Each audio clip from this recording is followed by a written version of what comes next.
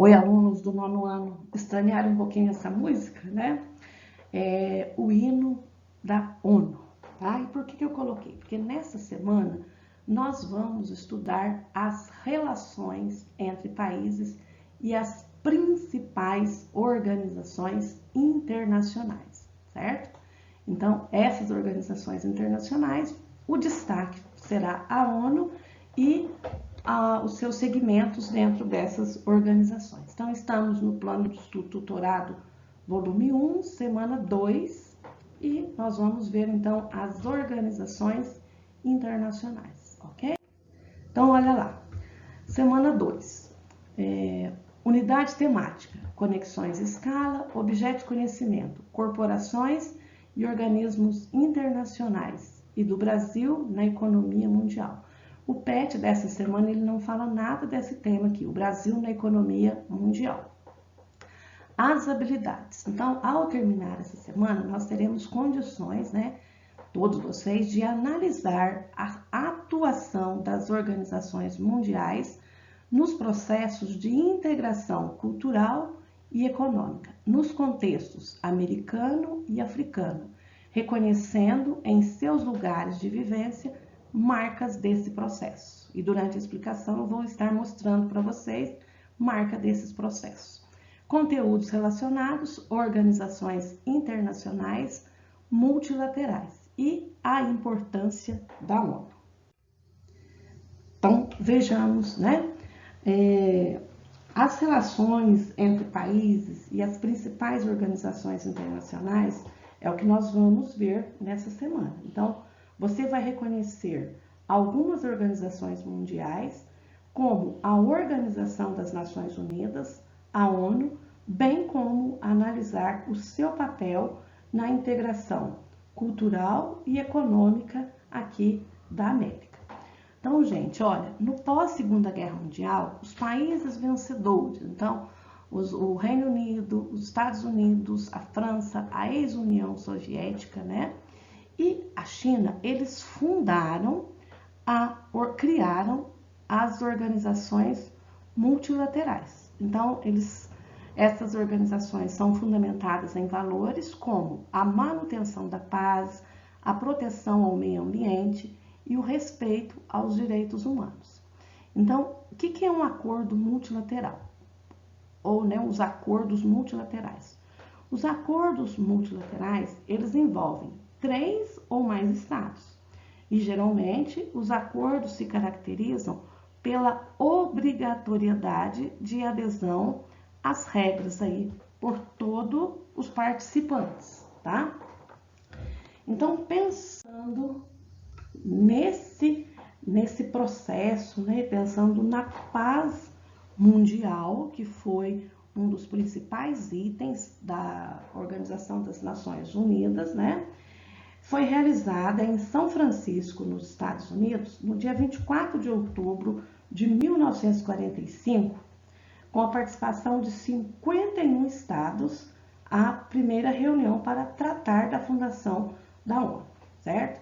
Então, os 51 estados assinaram a Carta de Fundação da Organização das Nações Unidas, que teria como objetivo principal garantir a paz e intermediar os conflitos entre países. E a ONU ela veio para substituir a Liga das Nações, que foi fundada no pós-Primeira Guerra Mundial. Então, apesar, né, do principal objetivo ser manter a paz, a ONU ela também passou a apoiar e desenvolver uma ampla agenda que contempla a promoção dos direitos humanos, então isso é muito falado na mídia, né? E do desenvolvimento social e econômico, a proteção do meio ambiente e a promoção de ajuda humanitária em caso de desastres ambientais e conflitos armados. E como está a questão da ONU na atualidade, né? Então, além de seus principais objetivos, a ONU também atua em diferentes segmentos da sociedade, envolvendo-se até nas questões ambientais, promovendo conferências para debater temas específicos. E após completar 50 anos, a ONU definiu 8 principais objetivos de desenvolvimento a serem alcançados nos primeiros 15 anos do milênio. Só que esses 8 objetivos, eles foram ampliados, tá? E vamos ver ampliados para quantos? Quais são, então, esses objetivos da ONU? O primeiro, a erradicação da pobreza. Então, acabar com a pobreza em todas as suas formas e em todas as partes do mundo. O segundo é fome zero e agricultura sustentável. Então, acabar com a fome, alcançar a segurança alimentar, melhoria da nutrição e promover a agricultura sustentável. Aqui no nosso município, essa agricultura sustentável, ela tem apoio da Emater e a escola participa desse processo. Por quê?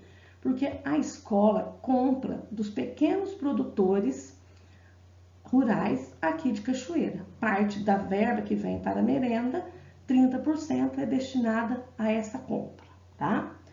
O terceiro, saúde e bem-estar. Então, assegurar uma vida saudável e promover o bem-estar para todas as pessoas, né? E em todas as partes do mundo e em todas as faixas etárias.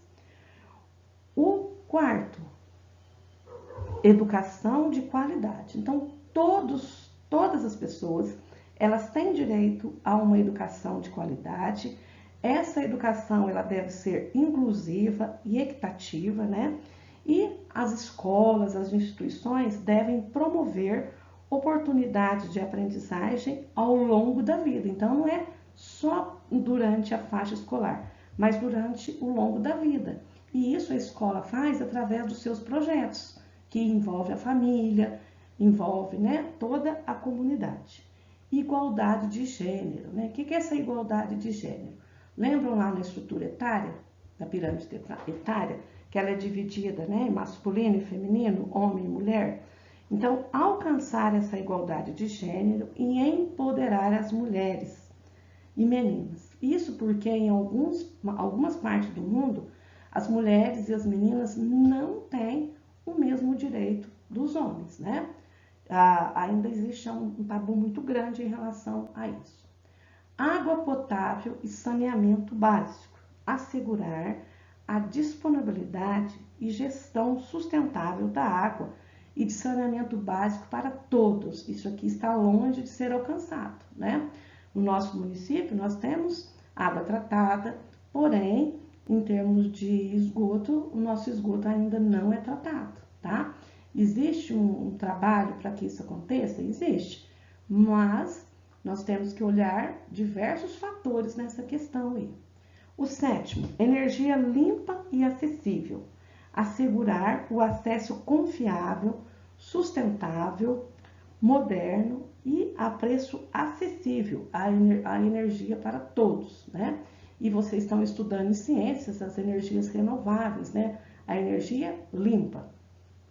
O 8, trabalho decente e crescimento econômico, né? Esse vai estar difícil da ONU conseguir na pandemia e depois no pós-pandemia, né? Nós estamos vivendo uma crise. Mas qual é o critério? Então, promover o crescimento econômico sustentável, inclusivo, né?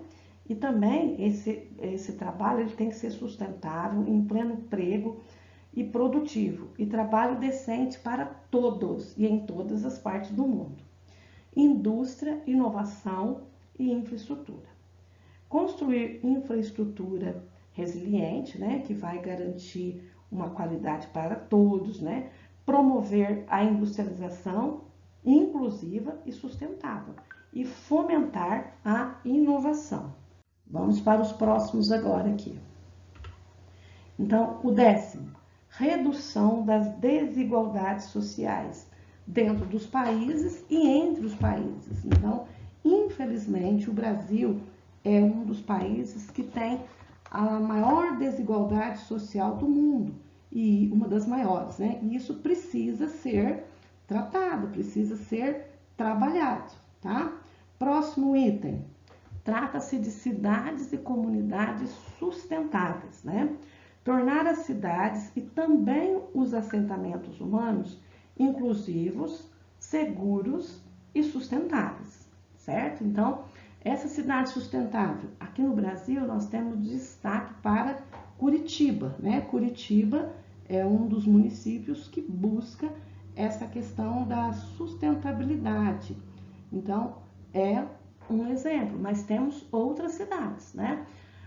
Consumo e produção responsáveis. Então, quando nós fazemos esse consumo e produção responsáveis, entra muito a nossa parte. Aqui no Brasil, há uma pesquisa de um desperdício muito grande de alimentos e também de materiais. Então, é bom a gente refletir. Eu estou consumindo de forma adequada, com responsabilidade, né? E o que eu vou produzir? Eu estou tendo responsabilidade nessa produção? E eu falo por mim, muitas vezes a gente vai escrever um texto, quantos rascunhos a gente usa, né? Eu uso um papel que vai ser reutilizado, mas eu já vi pessoas usarem uma folha de sulfite limpinha para rascunho. Isso é produção responsável? Não é. O 13º, ação contra a mudança global do clima. Então, nós podemos contribuir para minimizar os efeitos climáticos do aquecimento global, né? Da destruição da camada de ozônio, certo? 14º, vida na água. Então, uma conservação e uso sustentável de toda forma de água, né? As águas continentais, as águas oceânicas, para promover o desenvolvimento sustentável. Vida terrestre, então, proteger, recuperar e promover o uso sustentável dos ecossistemas terrestres, gerir de forma sustentável as florestas, combater a desertificação. Muito se fala na floresta amazônica, né, da conservação, mas e o combate à desertificação que acontece em outras partes do mundo? Será que tem sido notícia na mídia? Ou a floresta amazônica é algo que interessa? A quem interessa, né? Então, temos que ver também essa questão da desertificação. Deter e reverter a degradação terrestre, né? A perda da biodiversidade. O 16º, paz, justiça e instituições eficazes. Promover sociedades eficazes. Essas sociedades, elas devem ser pacíficas, né, inclusivas, para o desenvolvimento sustentável. Proporcionar o acesso à justiça para todos e construir instituições eficazes, responsáveis e inclusivas para todos os níveis, né? Então, nessa questão da eficácia, todos os órgãos têm que promover a justiça, o direito de todos. E o 17º, parcerias e meios de implementação. Então, fortalecer os meios de implementação e revitalização, né? A parceria global para o desenvolvimento sustentável. Então, quanto a prefeitura que dá apoio à Clama, é uma parceria, né? É uma parceria e veio através de uma implementação, ok? Até aqui tudo claro? Pessoal, quando falei lá em resiliência, né? O que é essa resiliência? Hoje em dia se fala muito na resiliência. Então, é a capacidade que nós temos de lidar com o problema, adaptar-se à mudança e superar obstáculos, né? Ou resistir a pressões de situações diversas. Então, nós temos que nos adaptar e algumas coisas nós vamos ter que também resistir, tá? Próximo, nós vamos ver como é a estrutura da ONU. Assim como a escola tem uma estrutura, tem o diretor, vice-diretor, supervisores, né? O pessoal da secretaria, o pessoal que cuida da alimentação, faz merenda, da limpeza, nós vamos ter aqui também a estrutura da ONU. Então, olha, possui diversos setores e cada um desses setores desempenha um papel específico. E ela é composta aí de 5 órgãos principais. Então, o primeiro, que é a Assembleia Geral, né? é um dos 6 principais órgãos da Organização das Nações Unidas. É o único em que todos os países membros têm representação igualitária. Então, são 193 países membros, todos têm representação igualitária na Assembleia Geral. O segundo é o Conselho de Segurança. No Conselho de Segurança, ele é composto aí por 15 países, sendo 5 permanentes. Quais são esses 5? Os 5 fundadores, né? Os Estados Unidos, a Rússia, o Reino Unido, França e China, ok? Aí nós temos a Assembleia Geral, né? Na Assembleia Geral, o que acontece nessa Secretaria Geral? Desculpe, não é Assembleia Geral não, Secretaria Geral, tá? Então, a Secretaria Geral, ela atua na assessoria dos órgãos da ONU. Então, ela vai dar um apoio, um direcionamento, né? O Conselho Econômico Social. Esse conselho, ele é composto por 54 países membros. Esses países são eleitos na Assembleia Geral e a cada 3 anos. E o que eles fazem? Atuam o conselho, né, junto com os países, o conselho atua na coordenação dos trabalhos voltados ao desenvolvimento econômico e social das nações. E por último, nós temos a Corte Internacional de Justiça. Também essa corte é chamada de Tribunal de Haia. E o que esse Tribunal de Haia faz? Esse tribunal trata-se do órgão jurídico da ONU. Então, a Corte Internacional tem o poder de decisão sobre litígios internacionais, inclusive aqueles que envolvem estados não membros, ok? Então, agora nós vamos ver os principais órgãos. E esses principais órgãos é o que o PET traz aí para nós, né? O PET traz apenas 4, eu coloquei mais alguns que eu julgo muito importantes, tá? Então, o primeiro, a FAO, a Organização das Nações Unidas para a Alimentação e Agricultura. Então, de forma geral, atua no combate à fome e à pobreza, no desenvolvimento agrícola, na garantia à segurança alimentar e no aproveitamento sustentável dos recursos naturais do planeta, né? E a FAO, ela estipulou 5 ações, tá? E nessas ações, você pode contribuir, né, para erradicar a fome, né? E a mudança climática aí também. Então, na FAO, primeiro, adotar uma dieta mais sustentável e diversificada. Então, evitar os produtos industrializados. Eu sei que tem muita gente que não gosta das verduras, frutas e legumes. É importante, né? Segundo, reduza o desperdício de comida. Infelizmente, tem algumas famílias, né, que vai preparar o alimento, prepara muito. E aí depois não consome, não faz um aproveitamento para um outro prato e acaba jogando fora. Então, isso é uma das ações que a FAO prescreve. O uso menos de água. Então, saber utilizar essa água, economizar, né? Manter os nossos solos e água limpa. E por quê? Porque alguns resíduos que estão jogados inadequadamente no lixo, eles acabam contaminando os lençóis freáticos. Professoras, mas quais são esses resíduos, né? Cartuchos de tinta, medicamentos, né? Celulares, pilhas, isso tudo vai comprometer o lençol freático. E por último, apoie os produtos locais, certo? Então, nossos agricultores, eles são os mais atingidos pela mudança climática e pelas crises econômicas. E na nossa realidade, o que foi feito? Então, eu já falei sobre a merenda escolar e nós temos também uma feira que acontece todo domingo atrás da igreja, né? Que ajuda, então, é um apoio aos produtores rurais. Segundo item aqui é a OMC. O que é a OMC? Organização Mundial da Saúde. Ela atua nas questões relacionadas à saúde da população mundial. Então, ela faz recomendações sobre o uso de equipamentos, né?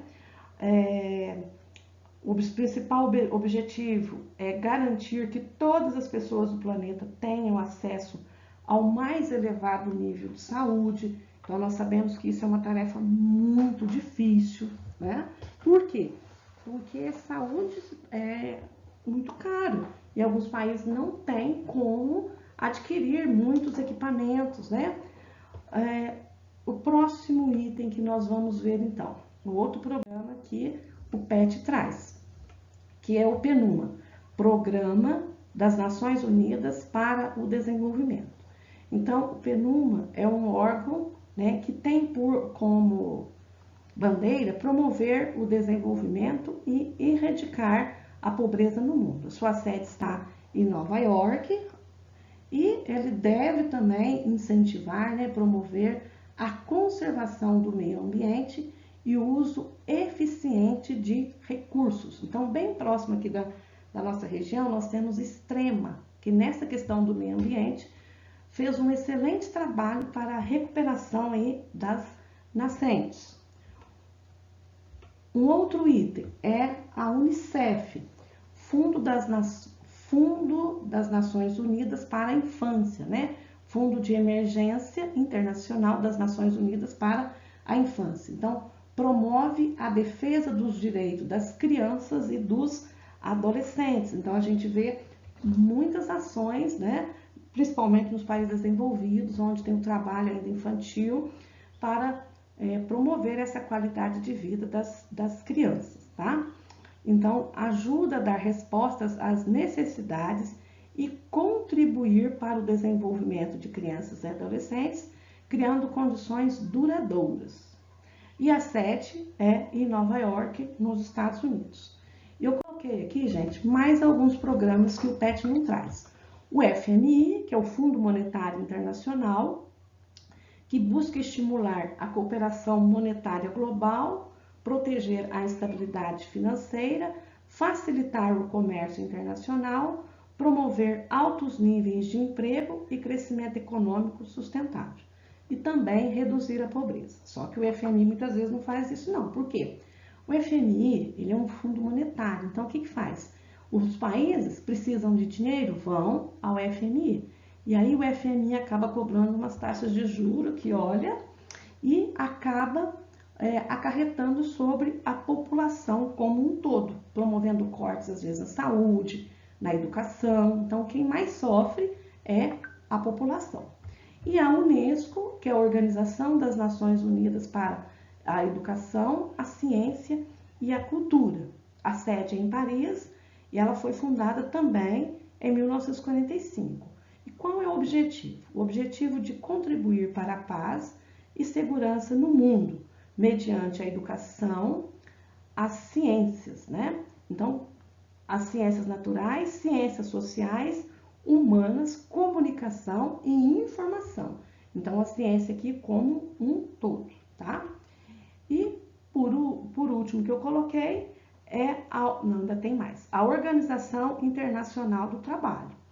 Tem a sede em Genebra, é uma agência multilateral da Organização das Nações Unidas.